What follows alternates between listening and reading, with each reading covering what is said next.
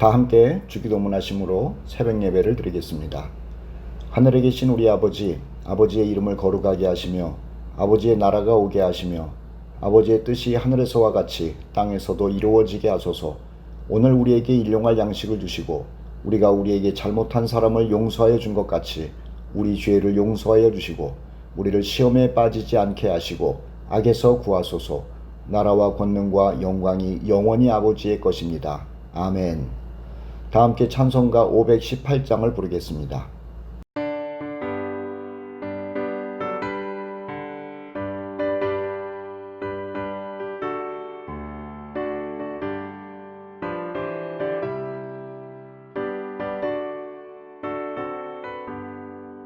깊은 소리 들리니 예수 원하신다.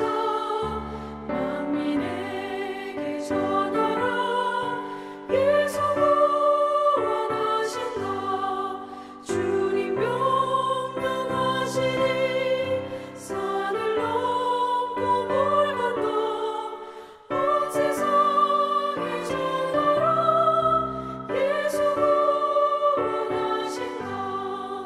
받아들여 외쳐라. 예수 구원하신다. 모든 죄인 들으라. 예수 구원하신다. 모든 성아 일어나. 내 안이 저 울려라. 복음 중에 복음은 예수 구원하신다.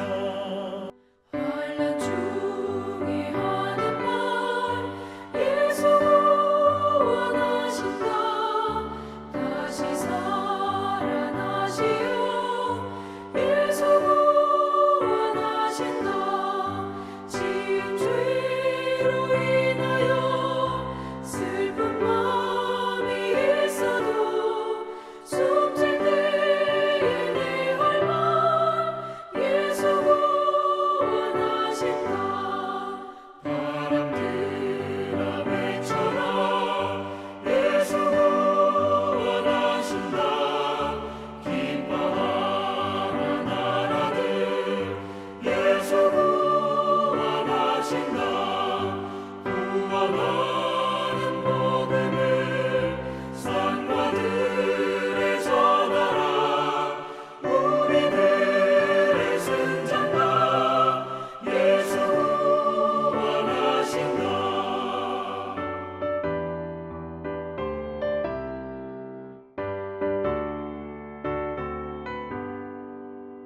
오늘 묵상할 말씀은 사도행전 20장입니다.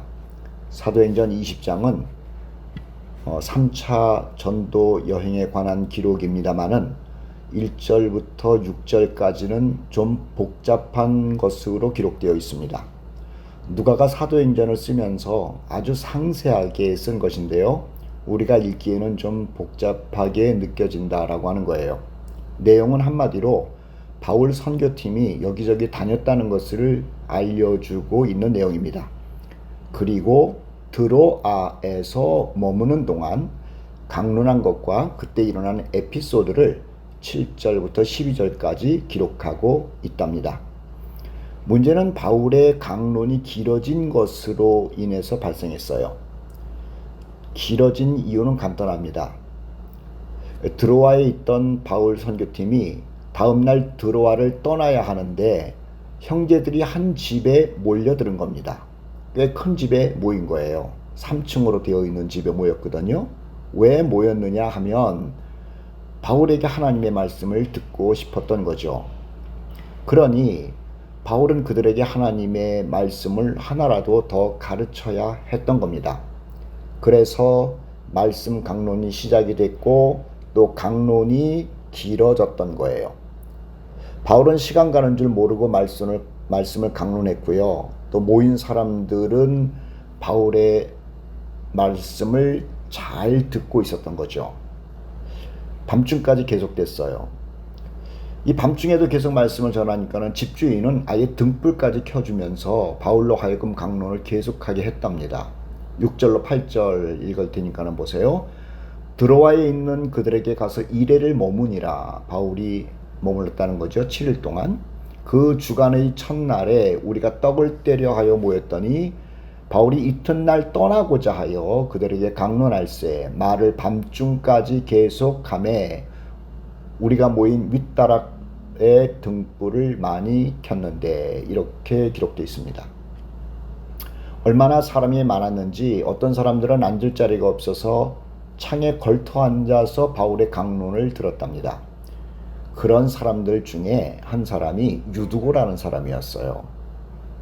그런데 강론이 길어지고 또 밤이 깊어가니 창틀에 걸터 앉아있던 유두고가 피곤을 이기지 못하고 졸았던 겁니다.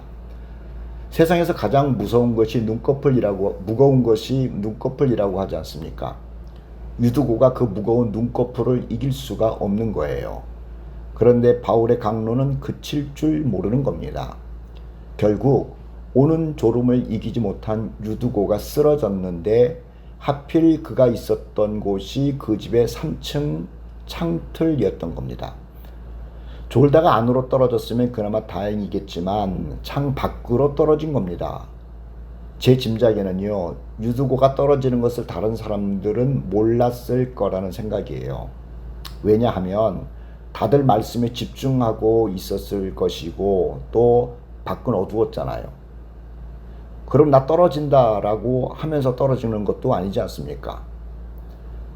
그냥 떨어져서 쿵 하는 소리만 났을 거예요. 그리고 그 소리를 들은 몇몇 사람들이 아래를 내려보니 유두고가 널브러져 있는 겁니다. 그래서 알았겠죠. 아무튼 유두고가 3층에서 떨어졌으니 말이에요. 이거 심각한 겁니다. 사람들은 웅성거렸고 바울은 강론을 멈춰야 했죠. 그리고 내려가서 널브러져 있는 유두고를 흔들어 본 겁니다. 타박상 정도가 아니에요. 의식이 없습니다. 그리고 그 코에 손을 대보니 숨을 쉬지 않습니다. 죽은 거예요. 얼마나 놀랬고 또 기가 막혔겠습니까?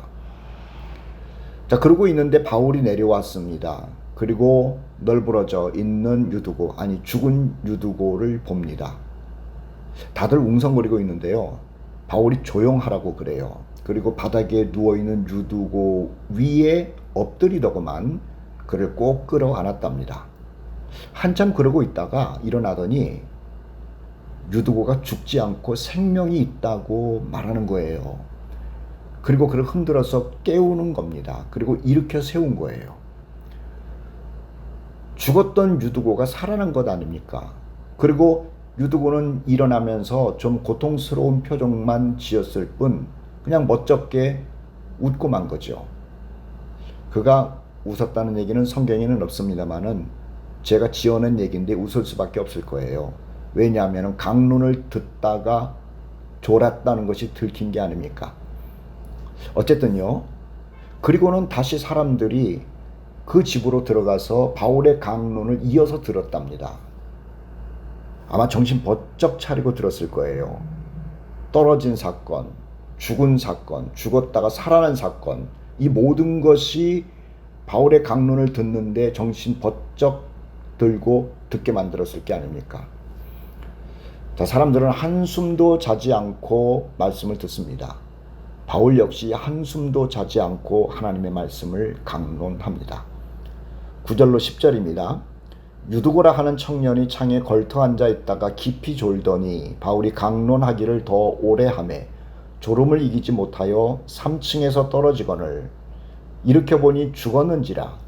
바울이 내려가서 그 위에 엎드려 그 몸을 안고 말하되 떠들지 말라. 생명이 그에게 있다 하고 올라가 떡을 떼어 먹고 오랫동안 곧 날이 새기까지 이야기하고 떠나니라.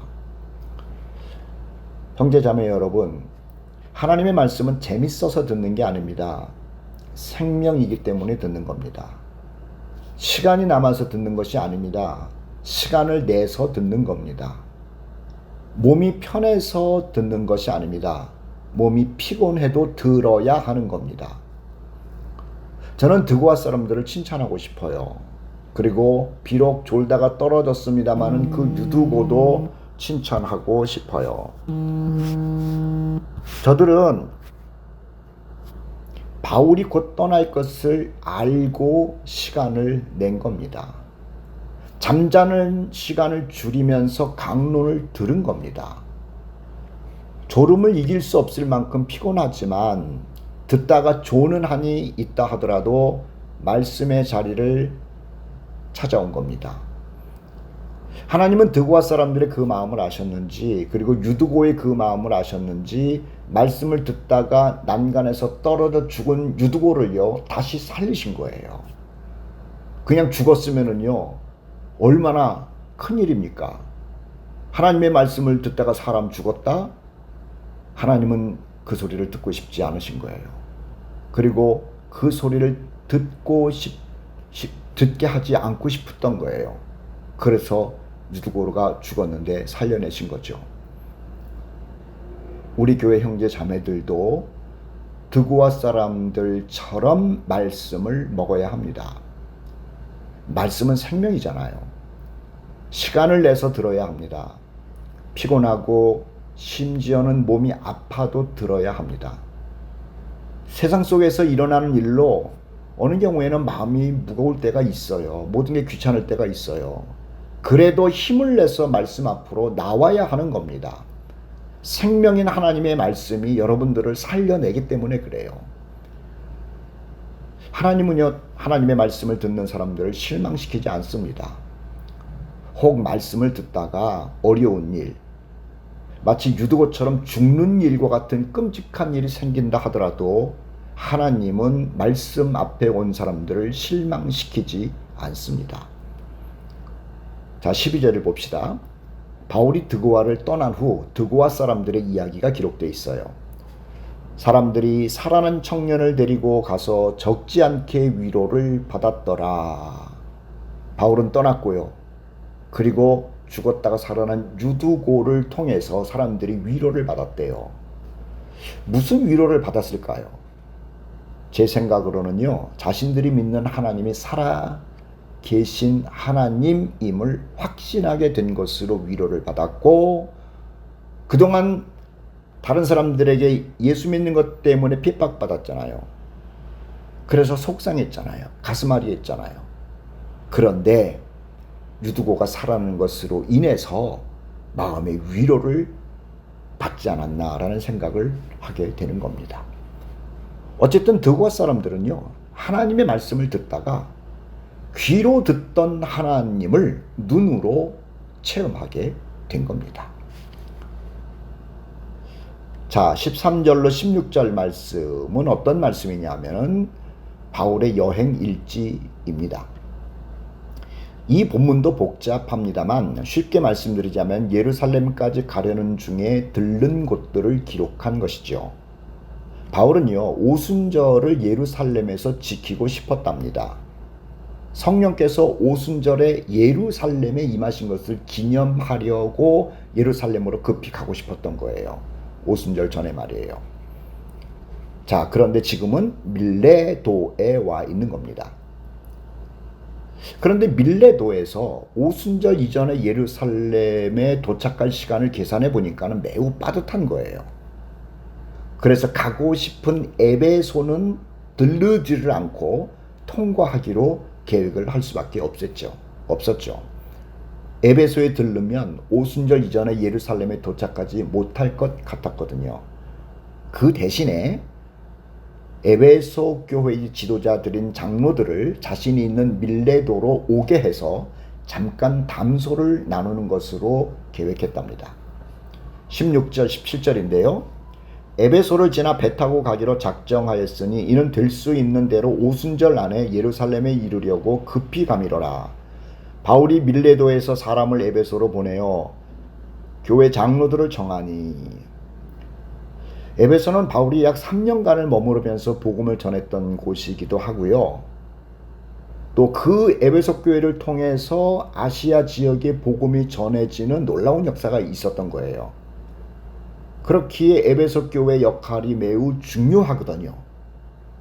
그래서 바울은 에베소 교회의 장로들을 불러서 당부의 말을 합니다. 그 말씀이 18절로 35절에 기록되어 있어요. 자, 18절로 35절까지 에베소에서 온 장로들에게 바울이 어떤 말을 했는지 소개하려고 그래요. 첫째는요, 자신은 에베소에 있을 때 꺼리낌 없이 복음을 전했다라는 것을 말합니다. 자, 19절로 21절 읽을 테니까는 보세요.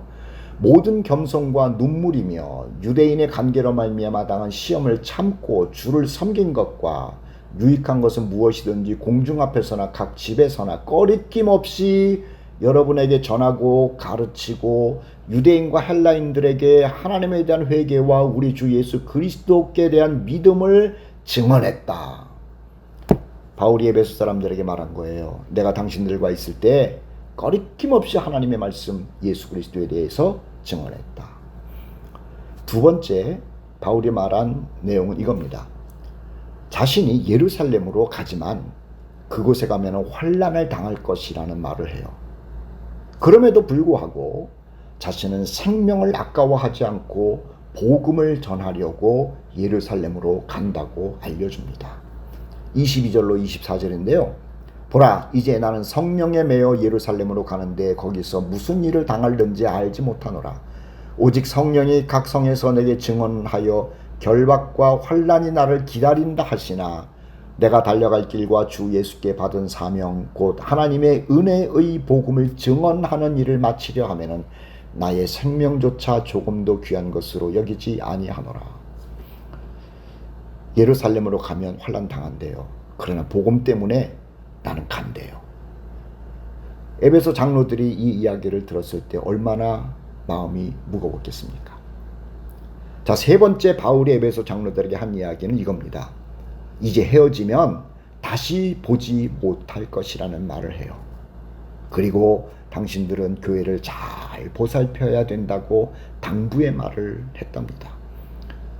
25절로 32절까지인데요. 제가 25절과 그리고 28절 32절을 읽을게요.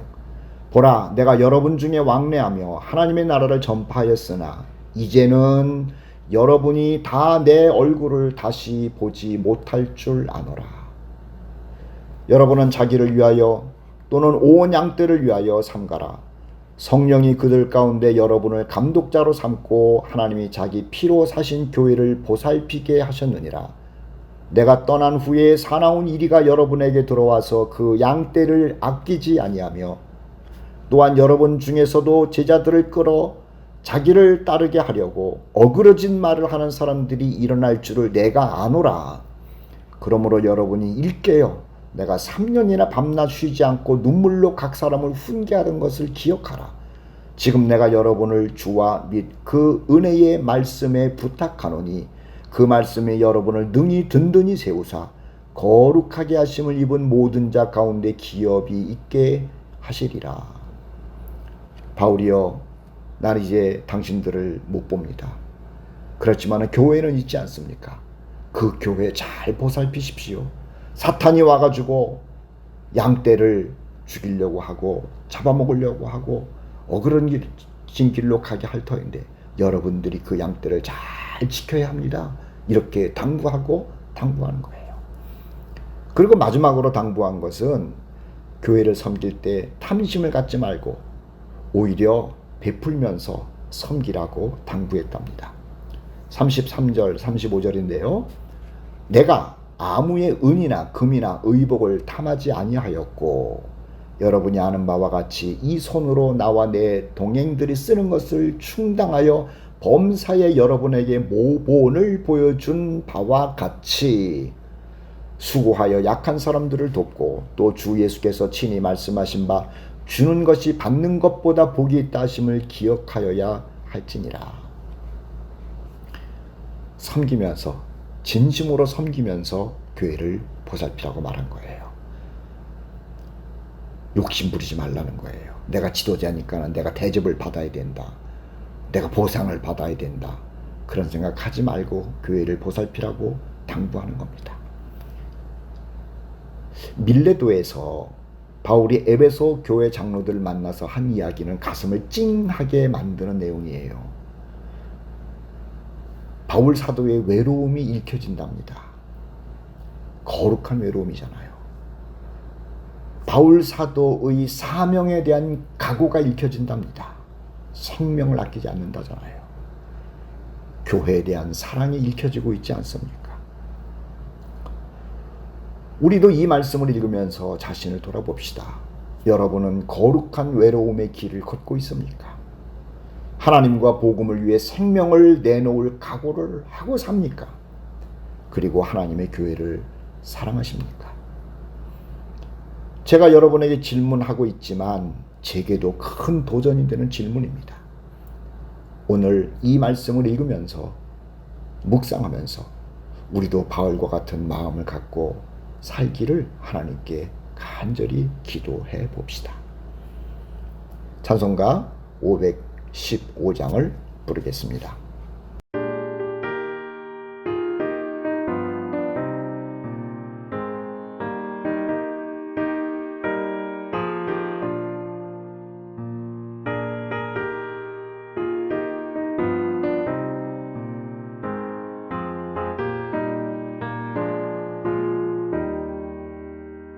눈을 들어 하늘 보라 어지러운 세상 중에 곳곳마다 사망 영의 간신 소리 들려온다. 빛을 잃은 많은 사람 길을 잃고 헤매이며 강자처럼 기진하니 믿는 자여 의할고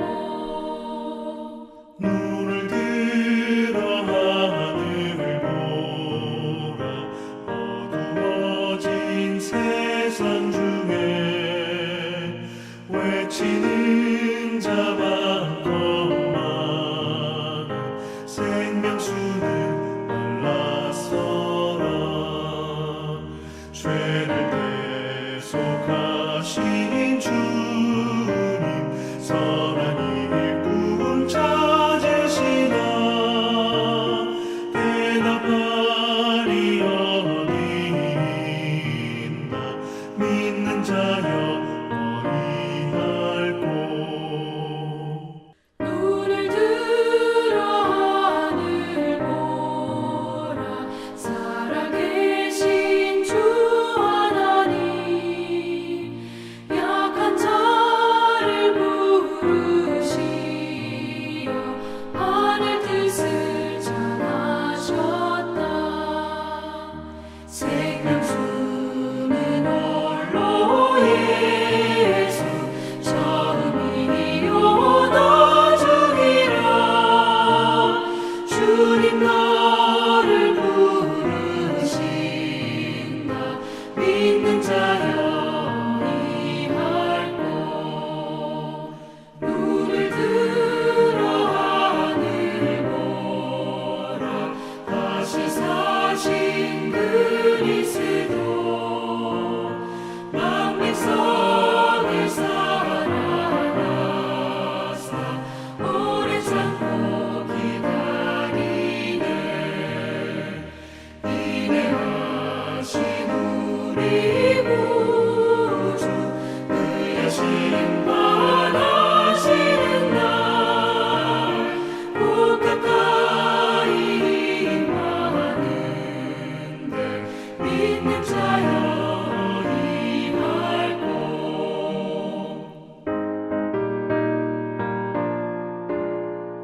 다 함께 기도합니다. 사랑과 은혜가 풍성하신 하나님 아버지, 오늘 우리가 사도행전 20장 말씀을 묵상했습니다. 드고아에 있는 사람들 하나님의 말씀을 얼마나 열심히 들었는지요. 하나님의 말씀을 통해서 위로받았습니다. 그리고 하나님의 말씀을 그렇게 사모하던 그들이 전에는 귀로 듣던 신앙이었는데 눈으로 체험하는 신앙인이 되었다고 합니다.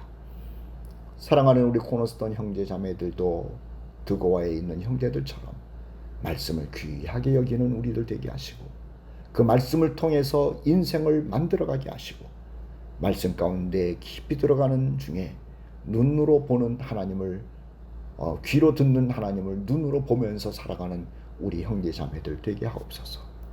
아버지, 에베소 장로들을 향한 바울의 마음을 우리가 읽었습니다. 우리도 바울의 마음을 갖게 하옵소서. 거룩한 외로움의 길 가게 하시고 사명 때문에, 주님 때문에, 복음 때문에 생명도 아끼지 않겠다는 결단도 있게 하시고 구원받은 하나님의 사람들의 모임인 교회를 사랑하는 우리들 되게 하여 주시옵소서. 오늘도 하루를 살아가는 동안 우리 주님의 은혜 가운데 거하게 하시고 내가 하나님의 백성 된 기쁨을 가지고 감사하며 살게 하여 주시고 오늘도 고독한 거룩한 길 잘 걸어가는 하나님의 복덩이 되게 하옵소서. 하나님께 영광과 존귀를 올려드리며 우리를 죄에서 구원하신 예수 그리스도의 이름으로 기도하옵나이다. 아멘. 오늘도 주 안에서 승리하시기를 바랍니다.